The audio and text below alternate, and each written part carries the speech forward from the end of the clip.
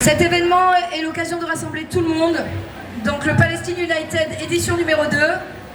On est ravis de vous recevoir. Il y a des gens qui viennent de partout, comme nos amis corses par exemple, qu'on est ravis de voir parce qu'ils s'ennuient un petit peu aussi tout seuls sur leur petite île. Il y a des gens qui représentent un petit peu tous les aspects de la cause palestinienne, c'est-à-dire l'aspect juridique, humanitaire, médical, médiatique, les prisonniers. Il faut vraiment qu'on parle de tout. Ça s'appelle une convergence des luttes, il faut vraiment parler de tout.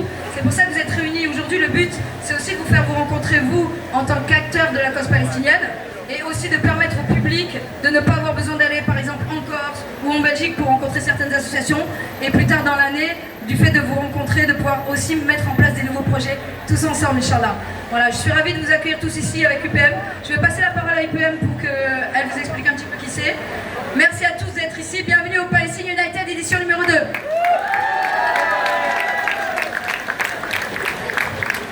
Bonjour à toutes et à tous. Bonjour Marseille et Marseillaises. Bonjour à tous les collectifs qui sont venus à Marseille nous rejoindre d'un peu partout de la France. Merci à tous. Alors beaucoup d'entre vous connaissent UPM. On va faire une petite présentation quand même pour ceux qui n'ont pas l'habitude de nous voir. Donc si Union Palestine Marseille a souhaité co-organiser cette journée aujourd'hui, ce n'est pas par hasard. Union Palestine Marseille est un collectif de solidarité avec le peuple palestinien. Depuis plus de 2 ans et demi maintenant, nous organisons des manifestations, des conférences, des rassemblements et des actions de sensibilisation. Mais notre engagement dépasse la Palestine.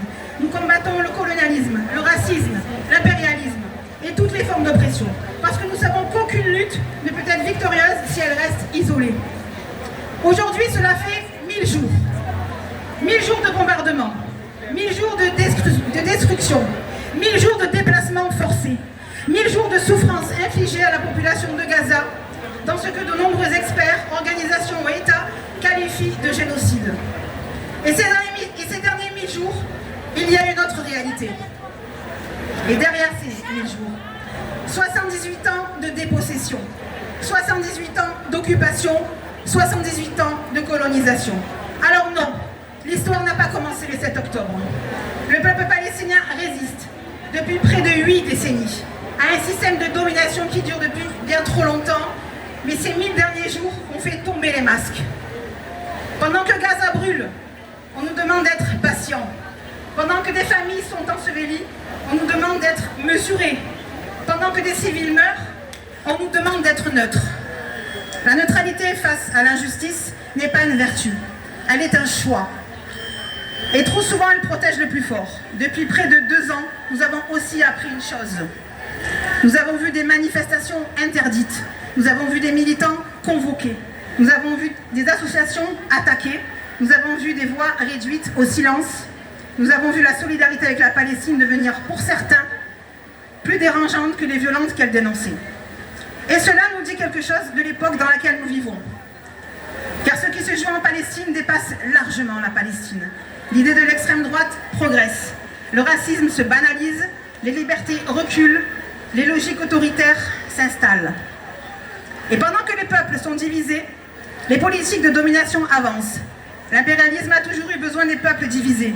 Parce qu'un peuple divisé ne résiste pas. Parce que des luttes dispersées ne gagnent pas. Parce que la division est le mécanisme de ceux qui veulent maintenir l'ordre établi. Notre réponse doit être exactement l'inverse. L'unité des organisations, l'unité des collectifs, l'unité des syndicats, l'unité des quartiers populaires, l'unité de toutes celles et ceux qui refusent le racisme, le colonialisme, l'impérialisme et la montée de l'extrême droite.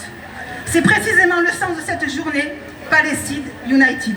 Vive la lutte de tous les peuples!